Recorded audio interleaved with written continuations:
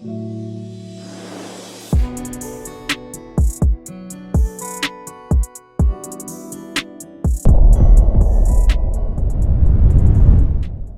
going on, family? It's your brother Lawrence here with another episode of Watch God Work. In each episode, we get the distinct pleasure to connect with a brother or sister just doing exceptional in every field of human endeavor. And they get to share their God story, the ways in which God has been at work in their work and in their lives. And today is no different. I have my brother, Aaron Paxton Arnold. What's going on, good brother? Man, how you doing? It's good to be here. Oh man, I'm grateful to see you, man. We were chopping it up beforehand. I was just like, man, we didn't even need this interview, man, because we were chopping it up for such a long time. But I think that's the type of energy of God's people. People who really love, who have humility, but recognize that we are here not by our own doing. And one of the most beautiful things that I've seen from your story. You've done so much. You've done a lot. From let's even just talking about coming from the beautiful city of Chicago.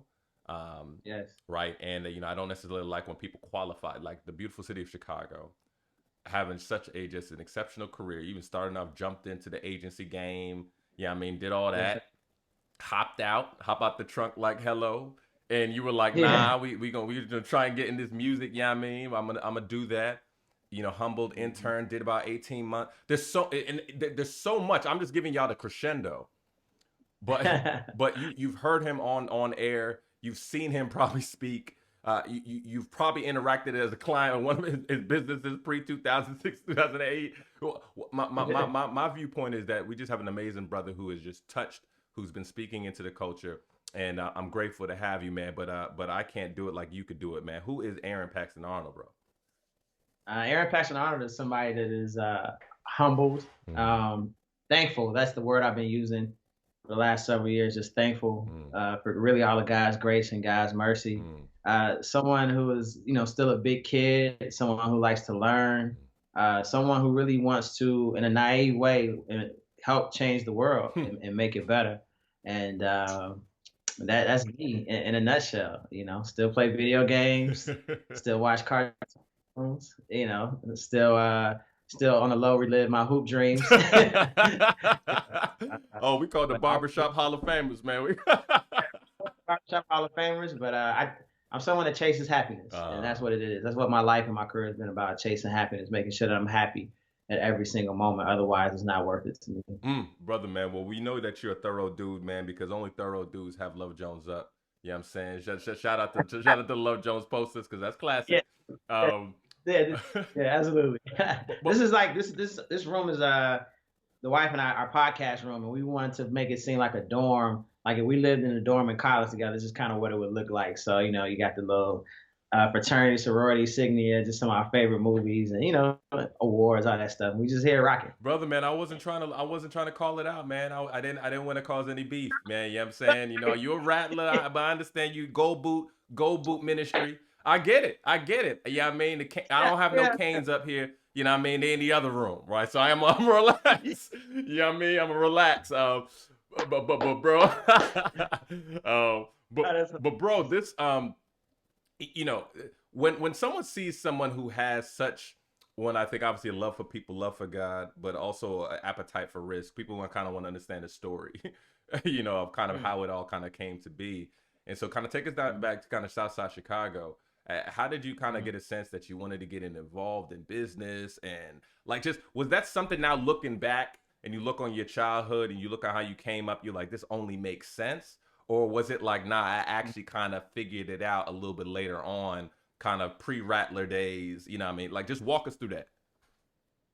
I think it's a combination of both. It's funny, when I looked at my yearbook picture and what I wrote under that picture, and honestly, as a senior in high school, I had no idea what I was saying, but it's funny how you speak. I said I wanted to be married with a beautiful wife, nice house, 2 kids, and several businesses. I think I just wrote that because that's what, I don't know, it just sounded right. I said I was going to go to the fam and all that stuff before I even got accepted. And that's why words have power. And I think, little unbeknownst to me at the time, I was speaking what was in my heart. And as I alluded to earlier when we spoke, God has always spoken to me through my heart. Mm. And so, our path to an extent is written. I believe sometimes it's like a book. You have a choice of going left or right, depending on, how big your faith is. I equate my journey as like the Matrix. You take the blue pill or the red pill, right? And one of the pills keeps you in oblivion and ignorant, and the other pill shows you the truth. And sometimes the truth in that journey is not the easiest, but it's the most fulfilling and most rewarding. And so, my journey honestly just comes from me just not wanting to be average. I think if anybody that's done anything in life, it stems from some kind of disappointment, some kind of hurt, somebody telling you that you weren't good enough to do this or that. And so, I was told that in fourth grade, and I just always kind of had that chip on my shoulder. I hated the feeling of feeling like I was less than. And so hard to get to that point. And kind of once I got to high school, I got to press the reset button probably around my junior year of high school. I kind of came into my own, and I always tell people God has made, it's 8 billion people on the planet, and God has given all of us separate DNA. So that's 8 billion DNA, which to me I find fascinating. Even if I had a twin, my DNA is different from my twin, right? And that DNA of who you are is your spirit, is your story. And so for me, I realized around my junior year of high school, it's a beautiful thing when you can just be yourself. Like I grew up around so many people that were trying to be this or trying to be that.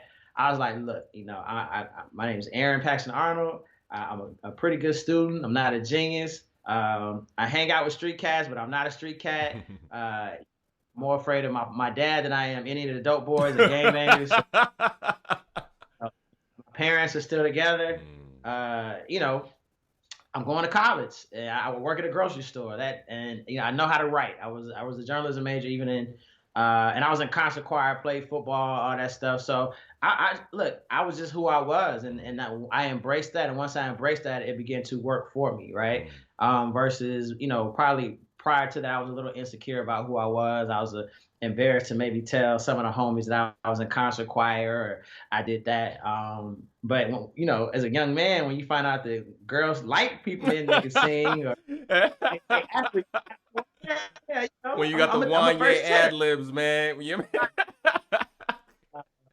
But it just all praise is due to my parents, because even sometimes with limited resources, they still found a way to put me in situations where I could be exposed and where I knew that there was a bigger world outside of Chicago. And that's what me going away to Tallahassee was for college, and just being around people that look like me from all over the world. And that in itself just said I could be and do whatever it is that I want to do and be. And that was a game changer for me. And so, I always tell people, you don't have to know what you want to do, but just put yourself in a space where you can grow.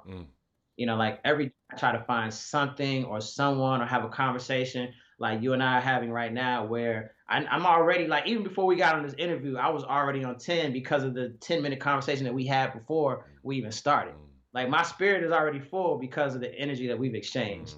And so that's just always a goal every day, to make sure that my spirit is full. And because I've had that mentality, it's taken me through, going into PR and walking away from that, because I was miserable. I didn't like it. And coming out of college, I was coached that go get the check, go get the check, go get the check, make as much money as you can. But no one talked about your spirit being sound. No one talked about being happy. And so I got to a point where I was making more money than my parents combined, and it's like, why am I miserable? So left, started over again at 25. Took an unpaid internship with Sean Combs. Went through that process. Moved to Atlanta, started my company. Had a successful run for about 6 or 7 years, but I learned a very important lesson, in that just because you're good at something does not mean you're walking in your purpose. And so I ask myself again, this is where faith comes in. I always tell people, a lot of people are like, man, I got faith. I'm like, faith is when the rent or the mortgage is due and there's a check right in front of you, but that check is not good for you. So you walk away from that check or that opportunity. I was like, that's what faith is, because now you got to figure out but at the end of the day, God has never failed me. So God has never failed me. Me having the ability to walk away from something that's not for me is not an issue, and that's kind of been my whole life and my whole career, saying, you know what, I could go this way. But every time I went the way that didn't feel right in my heart or my soul or my spirit, I found myself further back than if I had just stayed the course. Brother, man. And so after a while, Like you gonna go. go ahead, go ahead. Oh no, I just said after a while, you begin as you mature, you begin to understand. Like, look, man, God has never failed me. Even I should have been homeless when I lived in New York when I was interning at Bad Boy for Mr. Combs, but a check came out of a check came out of no, I say nowhere, but a check came out of nowhere at the very last second, and it wasn't for less, it wasn't for more than it was always for the right amount of what I needed to pay my rent for whatever it was. And so, my relationship with God has been, and it's evolved. I don't know if I was as comfortable when I was younger talking about it, but I've just been in so many situations from the time I was in elementary school to high school to even college where I'm like, "Ooh, boy, I shouldn't even be here." Like breathing. God pulled me from that situation, or I've just been in a lot of situations, just being young and dumb, doing dumb stuff where it's like God has had a purpose for me to be here. And that's why we're here now talking. Brother, this is I always you around humble energy, man, because they speak about things and they say it so matter of fact. Yeah, I'm saying, so you like you touched on so many different phases so quickly. It was kind of like, yeah, I did that, and it wasn't that. You know what I'm saying? But that's good, but that's beautiful energy, right? Around how you view it, not being more than obviously where your identity is. I want to parse through that a little bit, man. I want to break down a little bit of that phase, kind of post college through. But I do want to ask this question, Joe, just to anchor, man. Like, what was your introduction to God? Was it like I grew up? Because I grew up in the church, because you're speaking, I love it. You're speaking kind of about just a journey, a personal relationship. You're like, this is how God has always rocked with me. God has always spoken to me through my heart. So what was the genesis through your relationship with God? What was it about God that made you say, yo, I need God in my life? What was it that made it good for you?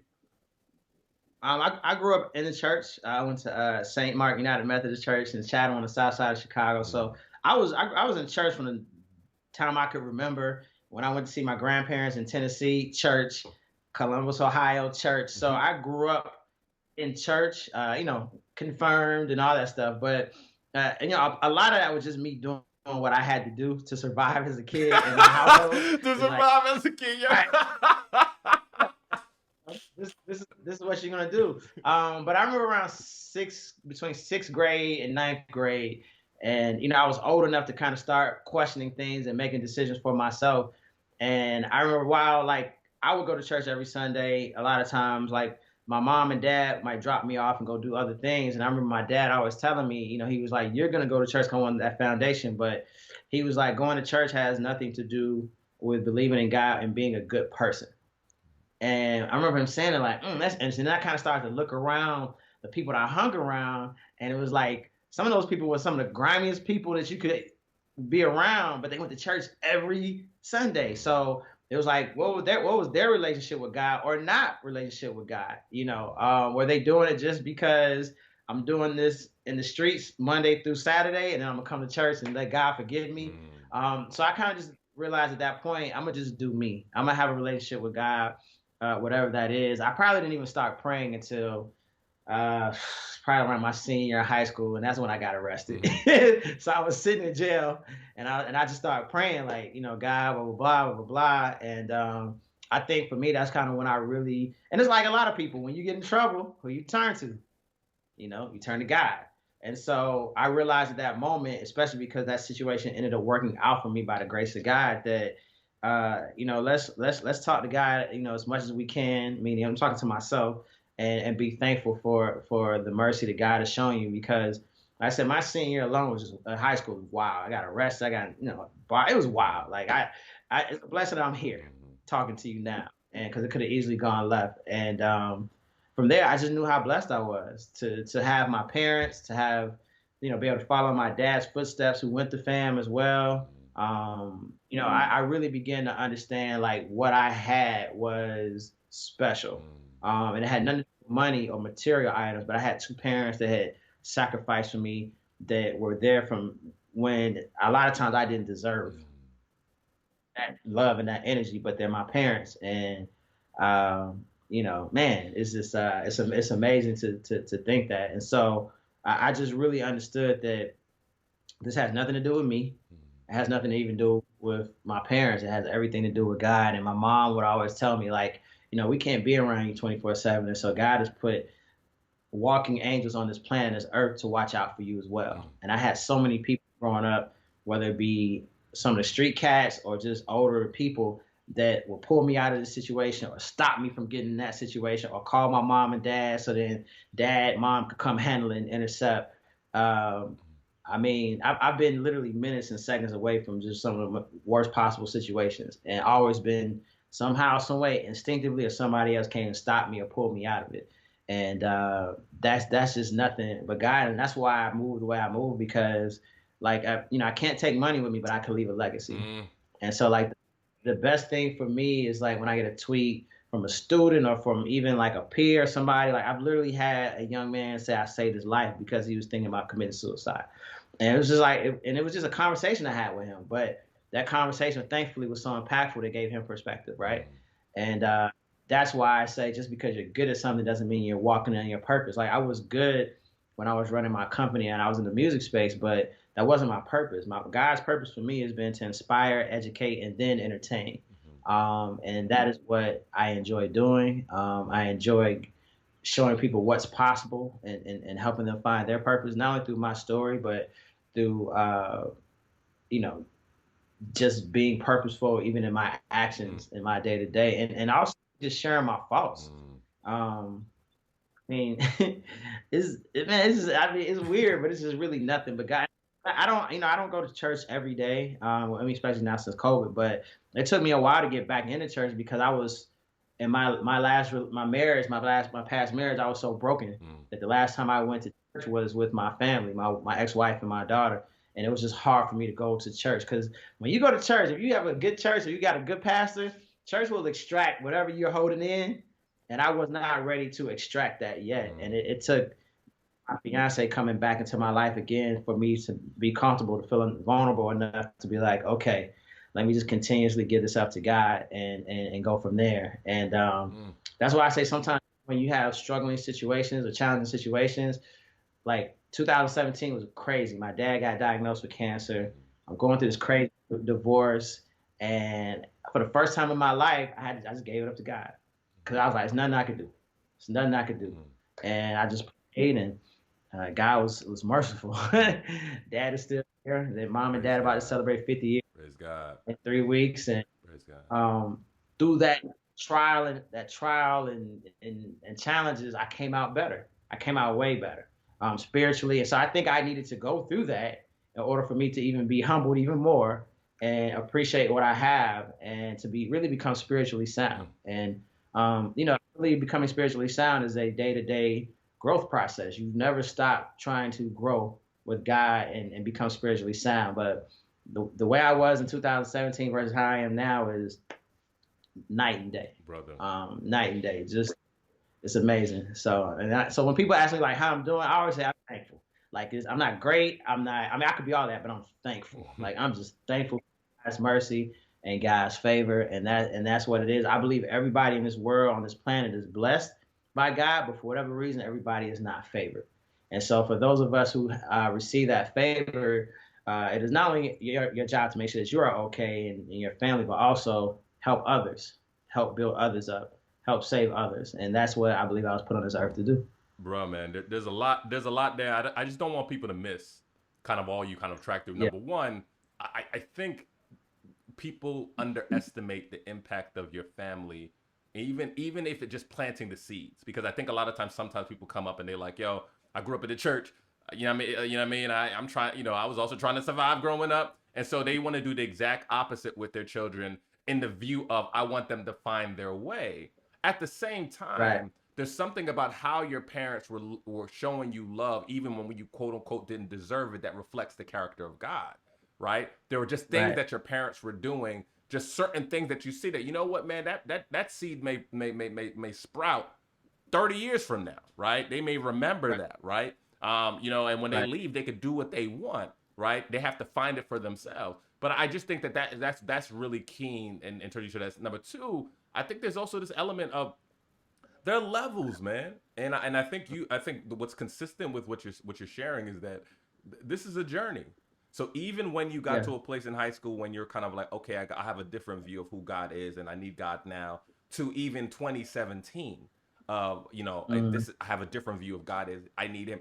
You recognize that this is a lifelong journey. I think brothers and sisters need to hear that, right? Because I think the right. view is I do this, I finally have arrived, and that's it, right? And I think and so I think that is that's so many jewels in what you're sharing.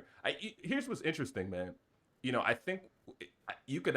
I think risk tolerance is certainly relative, right? So even for Yes. example, when you're talking about working in PR, you're like, Hmm. I don't love this, even though the check may have been solid. Yeah. You work and you intern for 18 months for Diddy, Hmm. right? And for many Hmm. people, you're like, you still alive, right? Right? 'Cause people see you make it a bit. That's in people's brain. That's what they think. But shout out to Diddy, right? Yeah. And then you start music is my business. You start a Hmm. business that's that's effective, right? Let's say I Hmm. have an effective business. It's being recognized nationally.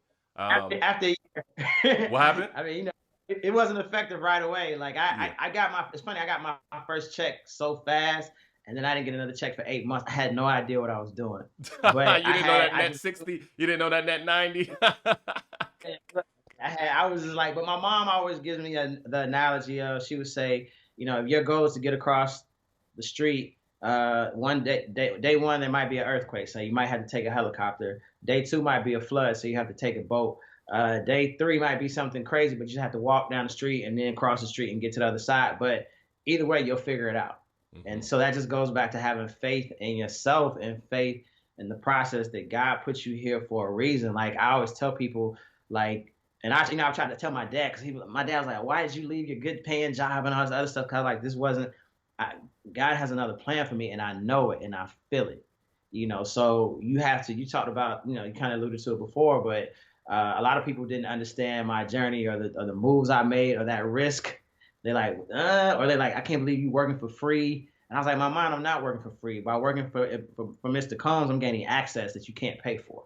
Mm. So it all depends on your filter. And I just believe, man, God will not put you in a place that you can't handle. You just have to have belief in yourself that you can do it. And that's just what it is. Like, That's what's funny though. But like, I'm highlighting that for a reason, y'all. I'm saying that risk tolerance is relative because let me put it in different terms. You have great faith in some, like you have great faith. You've exercised great faith, right? Because obviously we're not stopping there. It's not like your career stopped there. You kept going, right, right? And so you push, and now right, you found yourself on the radio, right? Shout out to cats, mhm, the yeah, cats who understand and have heard you on the Kiss. You know what I'm saying? yeah. On one of the voices. So, what was your experience? Where were you? Where were you with God? What was the conversation with God during that time? And what Um, also sparked this idea that okay, so just what did you feel your responsibility was through your work on air? And how did God inform that? it's well, one, I've started over probably 3 or 4 times since I graduated from college, and there's just been pivotal moments where it didn't feel good in my heart or my soul, and I knew I wasn't walking in what God's purpose was for me, and that's challenging, because when I walked away from the music space, like we was moving and grooving. I was actually about to move to LA, and I had a situation where I went and spoke to these kids at an at-risk school here in Atlanta, and black and brown kids, fifth graders, and all of them wanted to be, or wanted. I asked them, like, "What do you guys want to do when you grow up?" And they all wanted to be rappers or athletes. And I was like, "Ugh," and it broke my heart, because, like, those are the only positive images, in particular, of black men that they had seen. And Mm. I was like, as black kings, as black people, we are so obviously so much more than rappers or athletes. And so I didn't even talk to them about what I did professionally, which was, at the time I was working in the music business. I talked to them about faith. I talked to them about entrepreneurship and building businesses. I didn't discourage them from their dreams, but I gave them a scenario where I was like, would you rather be the person writing a check for $10 million or the person receiving $10 million? And initially all the kids were like, I want to get 10 million. I was like, look, if I could pay you $10 million on a bad day, I have 100 million in the bank. More than likely, I'm a billionaire. And so I repurposed the question, and all the kids except one changed their mind. And it says to me at that point that, Aaron, this is what you're supposed to be doing, helping people changing people's minds, influencing their minds, and showing them what they can be versus what society tells them that they can't be. And I remember not feeling good about what I was doing anymore in the music space. And at the same around the same time, uh, I had somebody was like, Aaron, I did a keynote speech in Dallas, and somebody came up to me and was like, Aaron, you need to be on somebody's radio station or somebody's television. You have the ability to galvanize people. And I was like, oh, okay. And so I reached out to my college buddy, Roy Wood Jr., who, Roy's famous now, but, Roy was on KISS syndicated. And I was like, hey, Roy, what do you think about being on radio? And he was like, I think it works. He's like, send me your stuff. I sent it to the program director, and 45 days later, I was on air. But I always tell people I didn't get paid for like the first 8 months because I had no radio experience. So again, I had to start over.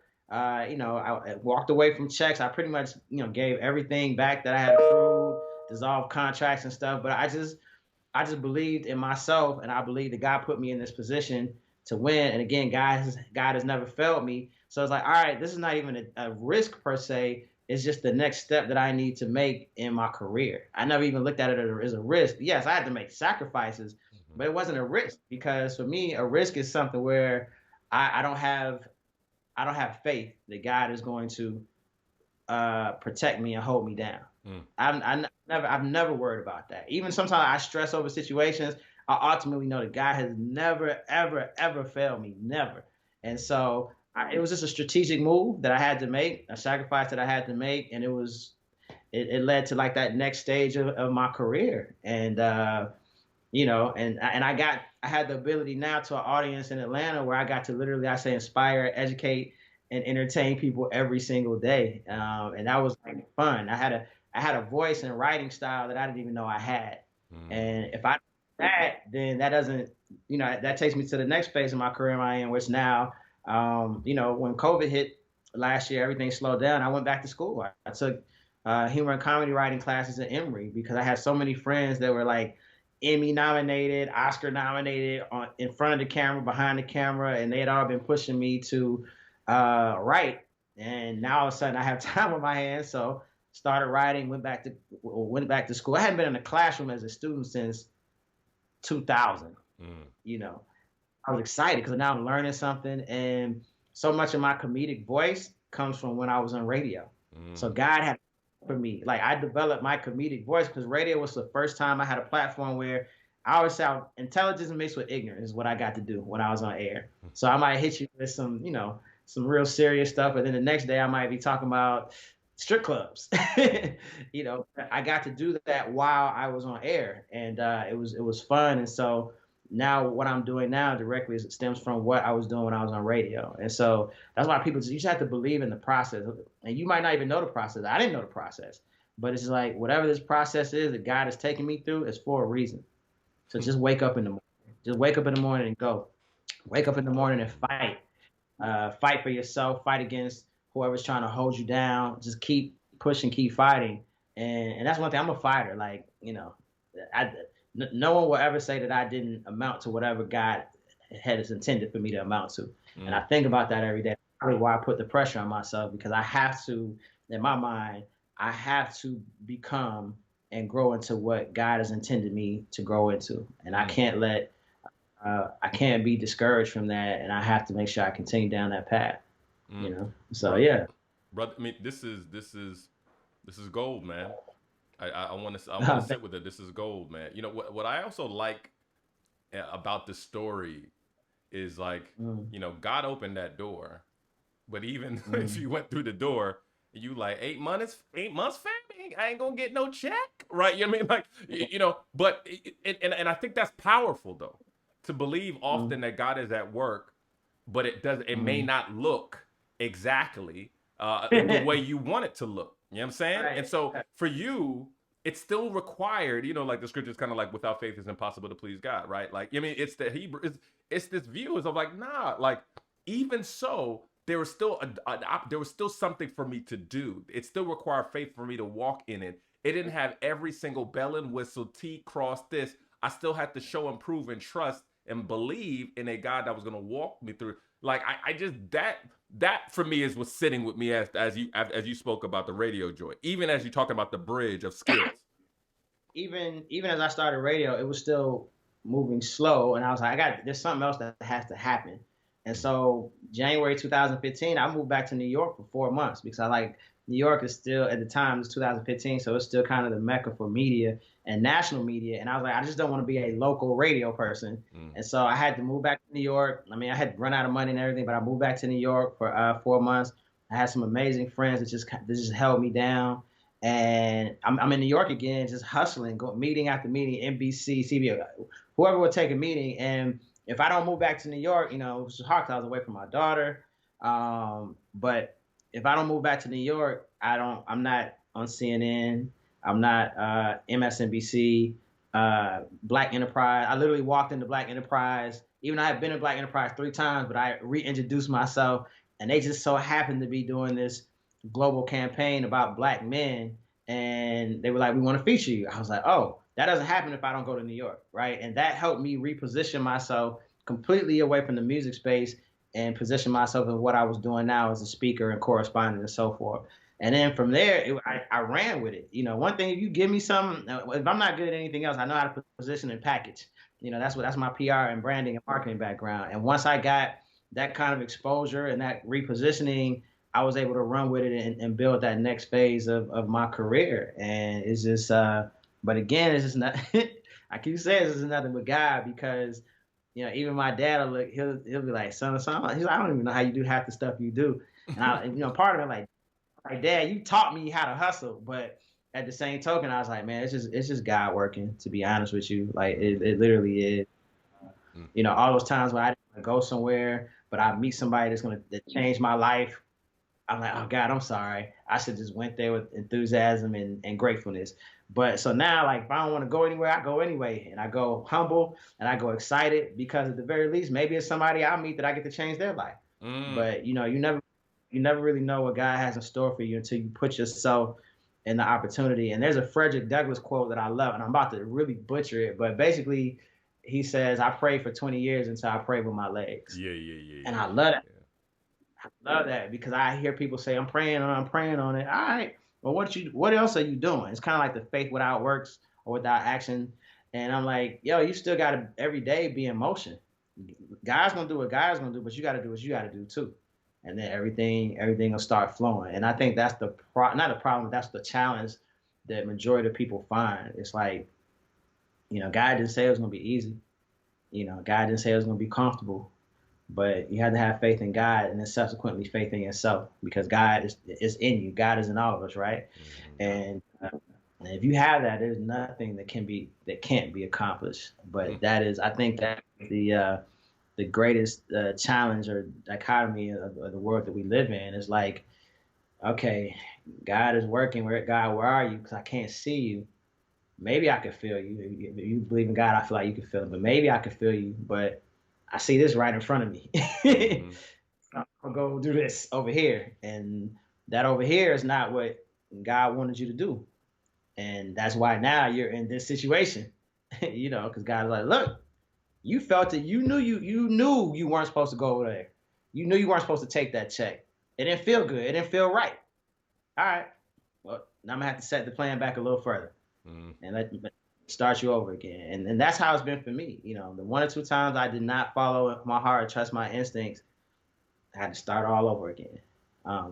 Didn't want to start over again, but I had to. And it was a humbling moment, humbling moments, humbling lessons. But the key is you learn from those moments and you build on it. It makes you stronger, makes you better. And then you share that with others in hopes that others maybe don't necessarily make the same mistakes or that you've made. And I don't even say mistake.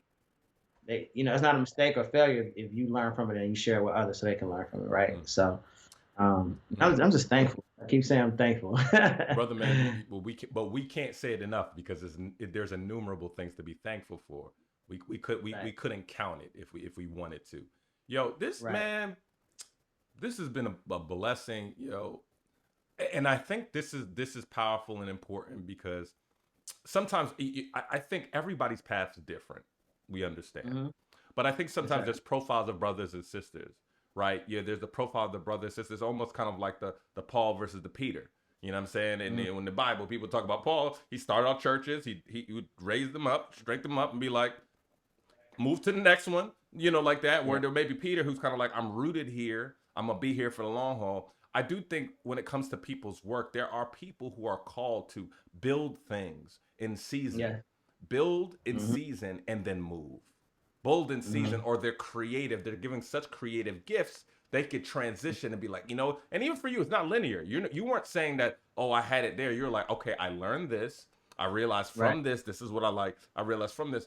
But I think that I think it is powerful for people to recognize that there are different giftings, right? And that there are brothers and sisters who are called to do what you do, right? And then Hmm. there's brothers and sisters who may be at that agency and stay there for life, right? And Hmm. be exceptional in the work. I do want to ask Right. you this question though, because I think what scares people sometimes when they think about God is this idea that one day he gonna just call and tell me to pick up and leave or move or Yeah. this or Yeah. that. And I think Yeah. sometimes again when it comes to what whether young brothers, young men, or your feelings like I just want to have stability for my family, for my wife, Hmm. my kids. That often, if you take more of a traditional sense of that, falls on us. So, Hmm. how would you respond to a brother or sister, kind of just like, yo, I have this stability responsibility. I ain't got nobody here. This is it Hmm. for you. Just a matter of faith, right? Like just how do you manage not being anchored, right? And Right. not always moving leather. So how do you just manage that in your head? Because I just imagine even for myself as an entrepreneur, that is something that Mhm. keeps me in my knees in prayer and having godly counsel around me. So I'm just not jumping off the roof. Right. Yeah. I mean, one, is so maturity is good. If you had asked me this 10 years ago, I probably would have looked at that person as like you're weak, like you're afraid, like stability, like there's no such thing as stability, blah blah blah blah blah. I had a when I going back to my keynote I did in Dallas a while ago. I had a woman. She had 3 kids, and I think she worked at J.C. Penney's in like accounts receivable. And she stood up, asked me a question when I was on stage, and she was like, Aaron, I can't just quit my job and go work for free. I have 3 kids, and I was like, in my mind, as I'm listening to her, I was like, I can't just give her my traditional answer that I would get everybody, because she literally can't quit her job. And so I was like, I have to find a solution to this woman's challenge. And so my solution to her was, I gave her the story of Ken Chenault, who was former CEO of American Express, how Ken Chenault would go to his bosses and say, hey, look, I've identified this business within American Express. It's underperforming or just defunct. Give me an opportunity to uh, get it back to where it's supposed to be. Now, the risk of that was if he didn't do it, he got fired. The reward was every time he did that, they had to promote him and give him titles and create positions for him, to the point where eventually he became CEO of American Express. And this is a black man that did this. And so to me, that was innovative and innovation at its best. That was entrepreneurship at its best, even within a corporate space, right? And so my message to her was, if you're interested in marketing but you're in accounts receivable, then go to HR and say you want to make a change. Now, the risk is that they probably will put you in marketing, but you might even have to take a small pay cut. But I was like, the reward is within a year or two, you'll be years ahead of what you would be if you stayed in accounts receivable or in payable. And that's where faith comes in. But I was like, the fact that you're not happy is the key. And so I always ask people, I was like, are you happy? Like, if you're happy, and there's nothing wrong with stability and having that check coming every 2 weeks. There's nothing wrong with that at all. Because it would be times I was like, man, I wish I had that check, that check coming like right now. I'm having to like sweat, like, where's my check at? Where's my check at? But even through that process, I'm still happy, right? Again, I say I chase happiness. Like, Charles Darwin said, necessity is the mother of invention. Well, I have a necessity and a need to be happy. I chase happiness every day. If I'm not happy, I wrote an article for Forbes called My 90-Day Rule, and it literally spoke to, if you're miserable for 90 days straight, not 9 days straight, but 90 days straight. Like, that's 3 months of you being unhappy every single day. On day 91, walk away from whatever it is. And it sounds crazy, but as human beings, the greatest asset that we have is our ability to walk away from something, our ability to say no. Not even say yes, but our ability to say no. Our ability to say no is far greater than, in my opinion, is far powerful than anything we have, because That ability to say no to something means that you believe in yourself and you believe and understand that God has something better for you, whether it's a relationship, like we talked about that earlier. I was really concerned. I had so much anxiety when I went through my divorce that I had put in so much work into that marriage that, I still at the time, loved my ex-wife and my daughter. I was like, I'm going to lose my identity because my identity I felt my identity was in that house. When my identity was necessarily in that house, my identity was within me. And I remember getting out of that situation and moving into my new space at the time and just sleeping like a baby. And I realized that I had right away, God had removed all the toxicity that was around me. And my daughter was still my daughter. She still loved me and everything was going to be okay. Right. But I'll say, like, God kind of forced my hand. Like, God made that situation so uncomfortable that I had to get out. I probably wouldn't have left, to be honest with you, because I kept thinking about my daughter, but God made that situation so uncomfortable that I had to get out. Legally, I had to get out. Went through a very nasty divorce and all that stuff. And that's why I keep saying, like, I'm thankful, because even somebody like myself who was not afraid to walk away from things, not afraid to take risks, if that's what you want to call it. Sometimes God has had to step in literally and put a hand in and say, come on, I'm gonna take you, because I got something better for you, and you about to mess it up. And it's so crazy because when I got out of that situation, a month later, I get added to the morning show. All these other amazing things start to happen. And that's when I realized that you can't receive God's blessings if you're in a situation or you're around toxicity or things that are blocking those blessings. It's like receiving clean water. If your filter's dirty or your pipes are dirty, until you remove that dirty cloud or whatever it is, a clump of dirt, you'll never get clean water. So in order for me to receive what God had in store for me, I had to be removed from a situation that was not good for me. Because how can you walk in your purpose and walk in God's plan for you when you're in a situation that you're not supposed to be in? You can't do both. You can't do both. And so going back, I keep using that word thankful, because sometimes it's not you that does it; it's literally God that does it. Like, but I tell you, thankful, because I wouldn't have walked out of and it's no disrespect to my ex-wife, but it is what it is. I would not have left that situation. But like I said, it got to the point where my health was at stake, my physical health. Like, I had panic attacks. I was hospitalized. Like, I might have died staying in that situation. I was drinking a big bottle of wine every day and didn't realize that was not the norm until I moved out and I didn't want to drink anymore. Because all of a sudden my happiness was restored. And it's like, man, whew, okay. All right, thank you, God. And then you just, you keep moving from there. So, Bruh. I don't even know how I got. No, But, bro, no, that was the spirit, bro. We call that the spirit. I'm gonna let that breathe, bro. This is, I love where this I love this, man. I love where this conversation has gone, because I think you spoke about a Trojan horse, bro, around the idea of identity. And I think especially when it comes to work. And and this is even in a positive sense, you could be doing amazing. But if so much of your identity is caught up in that thing, right? There's brothers and sisters hearing this, right? Where you have fused your identity in what you do. Meaning it's part of it, right? Meaning, like, it's part of what makes you different, distinct, but your core identity can't be in that, because the problem is that if you lose that, if that shifts, or maybe if it has to shift, you will think that you've lost yourself. And I think that's a word for everyone, even those who may not be able to relate to the unique situation, but they can relate to being in the middle of a pandemic, losing a job that they've been rocking with for how many years, and having to reimagine who they are and what they're about to do. You're speaking into those people's lives. For you to be able to get up and say, "Yo, there was no comfortable pillow, no more comfortable a pillow than the one that I had in that new space." You know what I'm saying? And so I don't want to get in the way of that, nor do I want people to miss that, because, man, I almost feel like we almost need to do a part 2 in this joint, because I think that, but we will, man. We're locked arms. We're co-laborers in this thing. But I'm Yes, sir. let me ask this because I want to look forward around just the work that you're doing now, and how brothers and sisters could support. Right, you have no formula, have a show kicked off. You know, so where are you spending your time now? Where does God have you in season now, and how can people support you? Yeah, so thank you. One great question.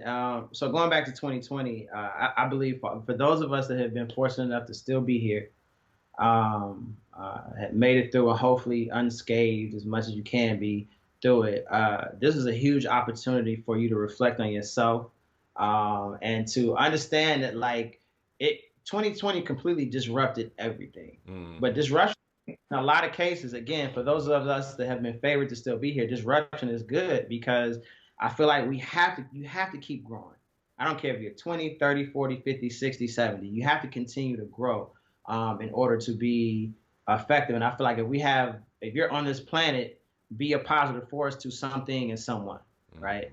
Mm-hmm. And so me, like I said, I went back to school.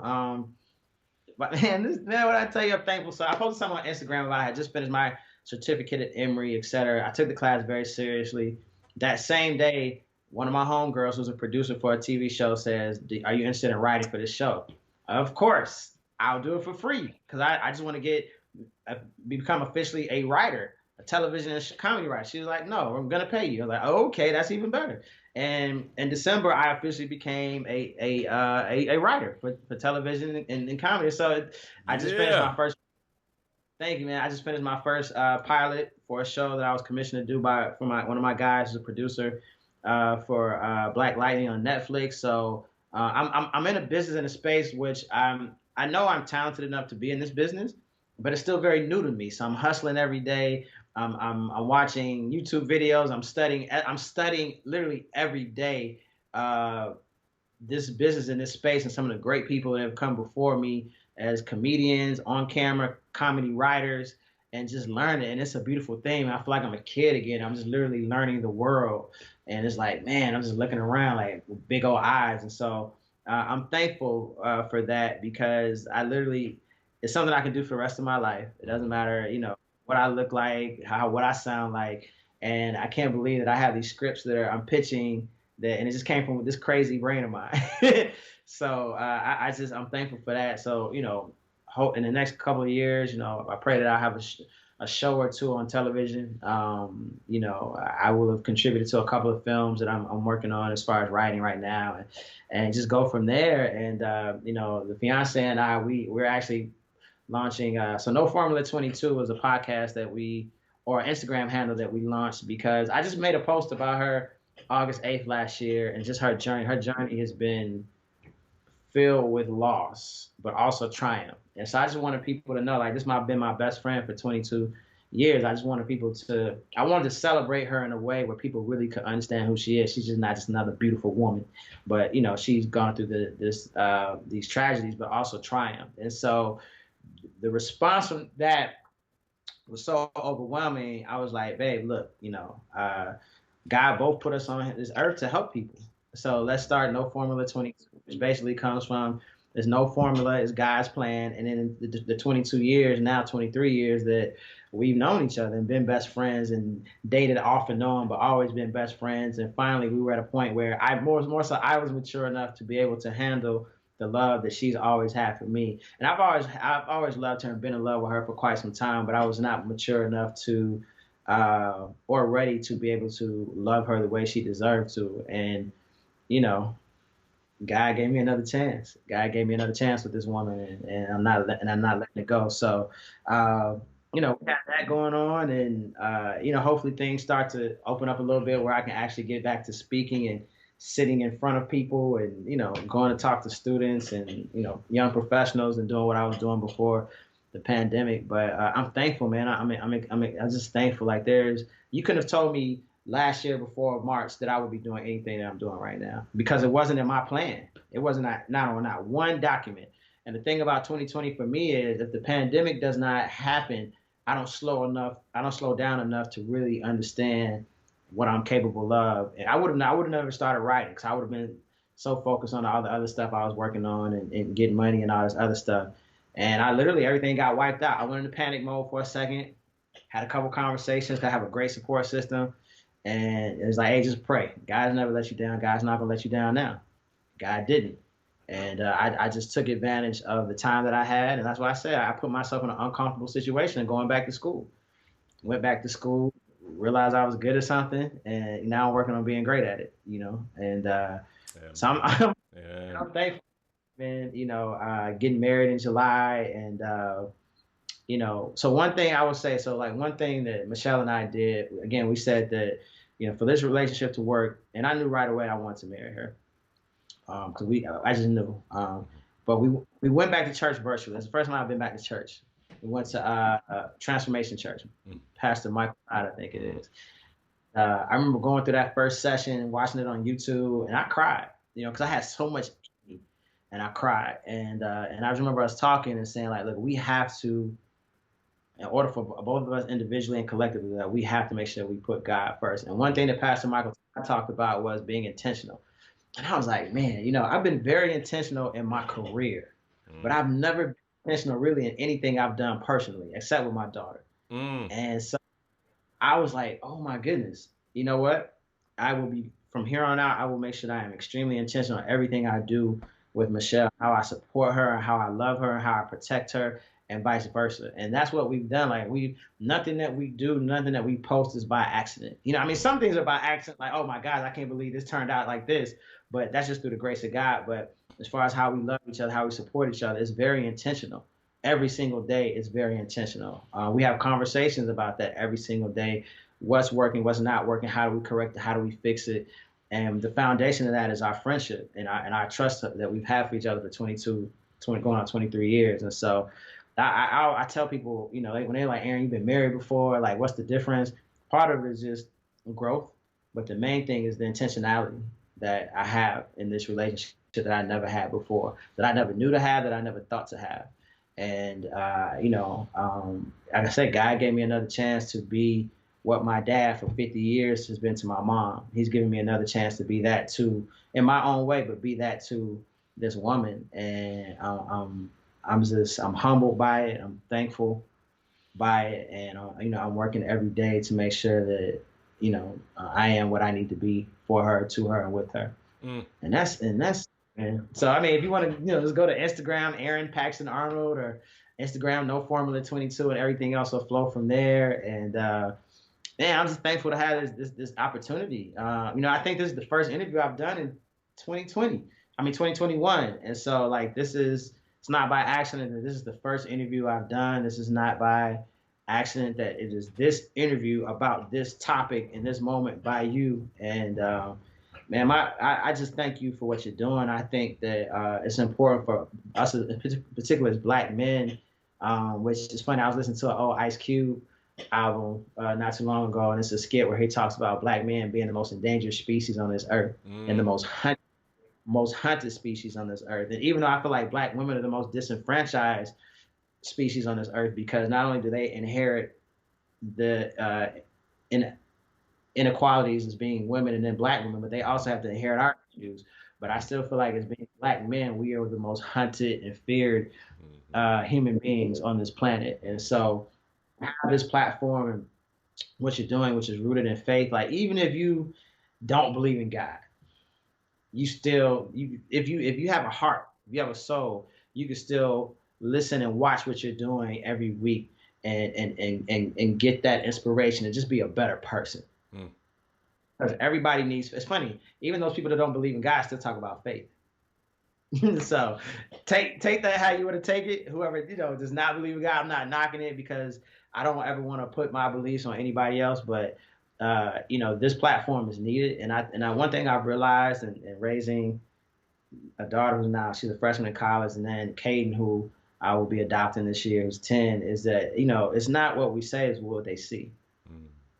So the fact that they get to see you doing this, see you living your life, see you being transparent about the failures and that you've had, but still being here, that's important, because Instagram, social media, and a lot of other platforms, which I love. I mean, I make money because of the platforms, but they only give you the filtered part of life, and that's good. I don't want to go on Instagram and see somebody, negative and hurting all the time. But at the same token, you do want to hear authentic stories of, okay, doing this, but also share with me a little bit of the struggle if you can, because you have so many kids, you have so many adults. Like Georgia has, last time I did a story on it, like we were like number 3 in teen suicide. I know so many black men in Atlanta that have committed suicide since I've been here since 2006. I'm talking about on paper, money, everything was great. Rest in peace, Shakir. But like there was something in their spirit, in their soul that was broken. And so you said something earlier, like I always tell people, like money could be good, job could be good, but your spirit be broken. You know, I've been in that situation. In 2015, I had a broken spirit to the point where it caught up with me and almost killed me. And so it is just these conversations and what you're doing is just extremely important, you know, and the people that will be affected by this will be the people that want to learn. Some people just don't want to get better, and that's okay. But there's a lot more people that do want to get better, and there are a lot more people that want to get better for themselves, but there are a lot more people that want to better others. And so this is a platform that will help continue to do that. And man, like I said, I'm thankful. I'm thankful. I need to get a T-shirt that says "Thankful." I says "God is dope," but I need another T-shirt. I have Michelle make that for me because, man, it's just I will say this. You asked me this question. I kind of got off topic, but if you had asked me when I was a kid, I would always look like, man, where am I gonna be a year from now? Or like, man, what? It seemed like freshman year was so far off when I was like, my freshman year was so far off when I was in 4th grade. And if you had told me I would have this kind of journey, I'm like, nah. I like, really? Okay, sign me up. Like, you know, because I've spoken to universities I couldn't even get into coming out of high school. You know, man, it's beautiful, bro. It's just beautiful. So I just encourage people just to wake up. And my dad would always say, like, live to fight another day. Live to fight another day. So regardless of the challenges, you have to live to fight another day, whether it's therapy. And to me, therapy comes in many forms. Like for me, talking to you has been therapeutic. Like it literally, my spirit is so full. So I'm going through the rest of the day like I'm ready. I'm ready. Like I wish we had this conversation at 9 a.m. But I'm ready. I was just like, we could, man. You know what I mean? Next time we gonna book it early. Yeah. Because but I still got another 12 hours before I go to bed tonight. Where I'm like, I'm gonna go because my spirit is full, and conversing with you again, you know, I've talked about being thankful. You really realize how fortunate and how favored you are. Meaning, I'm talking about myself, and it's like I don't have nothing to complain about, bro. Like, you know, anybody that calls me today with some negativity, all right.